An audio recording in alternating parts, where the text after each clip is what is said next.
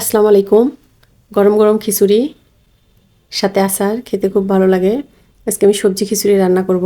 প্রথমে তেল দিয়ে দিলাম পেঁয়াজ কুচি, সাদা এলাচ, কালো এলাচ, আস্ত জিরা, কাঁচামরিচ কুচি, দিয়ে দিলাম রসুন কোয়া, আদা রসুন বাটা, হাফ চা চামচ হলুদ গুঁড়া, স্বাদ অনুযায়ী লবণ। আমি সবগুলো একটু তেলে ভেজে নিব। এখানে আমি দিয়ে দিব লাউ। একটা লাউয়ের প্রায় 6 ভাগের 1 ভাগ আমি এখানে নিয়েছি। লাউটা দিয়ে আমি কিছুক্ষণ একটু মশলার সঙ্গে ভালো করে কষিয়ে নিব। নিয়ে আমি এখানে দিয়ে দিব চালার ডাল। এখানে আমি মুগ ডাল এবং মাসকলাই ডাল নিয়েছি। মুগ ডাল এবং মাসকলাই ডাল আমি একটু ভেজে নিয়েছিলাম। ভেজে পানিতে ভিজিয়ে রেখেছিলাম আধা ঘন্টার মতো। তারপর ভালো করে ধুয়ে নিয়েছি এগুলো।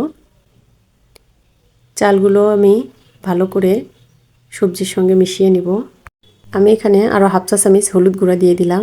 টোটাল আমি 1 চা চামচ হলুদ গুঁড়া দিয়েছি। আমার কাছে মনে হয়েছে কালারটা একটু কম হবে। আমি এখানে দিয়ে দিলাম গরম পানি। যে কাপ দিয়ে আমি চাল দিয়েছিলাম সেই কাপ দিয়ে ডাবল আমি এখানে পানি দিয়ে দিলাম। দিয়ে আমি ঢাকনা দিয়ে ঢেকে 4টা সিজ দিয়ে নেব। উপর দিয়ে দিব একটু ধনিয়া পাতা কুচি।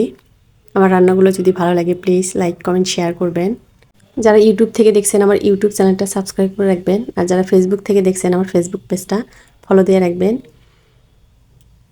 আমি এখানে খিচুড়ির সঙ্গে গরুর মাংস ভুনা, সালাদ এবং জলপাইয়ের আচার নিয়েছি। আল্লাহ হাফেজ।